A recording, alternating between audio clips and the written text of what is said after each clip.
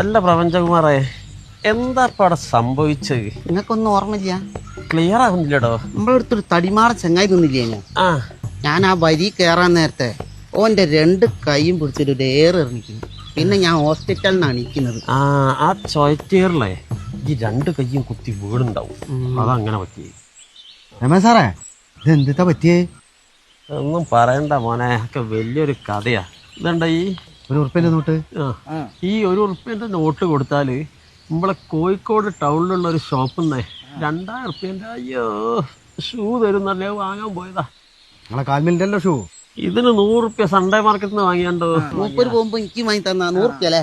ഞാൻ ഇത് ഞങ്ങൾ അറിഞ്ഞില്ലല്ലോ. ഇൻസ്റ്റാഗ്രാമിലൊക്കെ ഉണ്ടല്ലോ, നല്ല വൈറലായിരിക്കുന്നു. അല്ല എന്നിട്ട് ഞങ്ങളെ പുലച്ച 5 മണിക്കാണ് എടുത്തിരിക്കുന്നു. ഷോപ്പിന്റെ മുന്നിൽ നിറച്ചും ജനങ്ങളാ. എന്നിട്ടും ഞാനും സാറും പാടെ എങ്ങനെയൊക്കെയാ വരിയിലെത്തിക്കുന്നു. പിന്നെ കുറച്ച് കഴിയുമ്പോഴത്തേക്ക് പിന്നെ ആൾക്കാർ ഇങ്ങനെ വരിക. അങ്ങനെ പോലീസ് വന്ന് അവിടെ ചക്ക ലാത്തി ചാർജ്, കല്ലേറ്, ഒന്നും പറയണ്ട. ആരൊക്കെയോ ഞങ്ങളെ കൊണ്ട് ഹോസ്പിറ്റലാക്കി. അങ്ങനെ അവിടെ എത്തിയപ്പോൾ എൻ്റെ നെഞ്ഞ് സ്കാൻ ചെയ്യണമെന്ന് പറഞ്ഞ്, തല സ്കാൻ ചെയ്യണമെന്ന് പറഞ്ഞ്, കൈയുണ്ടല്ലേ ഇങ്ങനെയായി. മൂപ്പർക്ക് 7000 ചില്ല ഉറുപ്പ്യ. എനിക്ക് 5010 ആയിട്ടുള്ളൂ അല്ലേ? അല്ല പൊട്ടുണ്ടോ? ചതുക്കുണ്ട്, 2 എക്സ്റേ ഉണ്ട്, നോക്കണം. ഞാൻ ഡോക്ടർ ഒന്നല്ലല്ലോ. എന്നാ പോട്ടെ.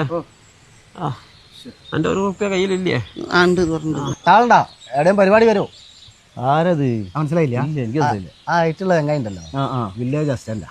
അത് ശരി. മറ്റേ ചെങ്ങായിക്ക് ഒരു 2 ഏക്കറെങ്കിലും സ്ഥലം ഉണ്ടോ? അവിടെ കുറെ കഴുങ്ങും തെങ്ങും ഒക്കെ. ആ പറമ്പിലൂടെ എങ്ങനെ നടന്നാ മതിയാ ചെങ്ങായിക്കൊക്കെ. ഒരു 2500 ദിവസം ഉണ്ടാക്കാം. ഇതാണ് നമ്മളെ ആൾക്കാരെ തരാറ്.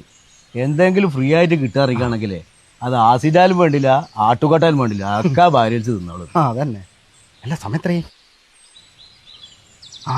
3:30 മണിയായി. ഇന്ന് വൈകുന്നേരം 8 മണിക്ക് കിസ്റ്റിയിൽ ഓഫർ ഉണ്ട്. എല്ലാ സാധനങ്ങളും പകുതിയാ വില.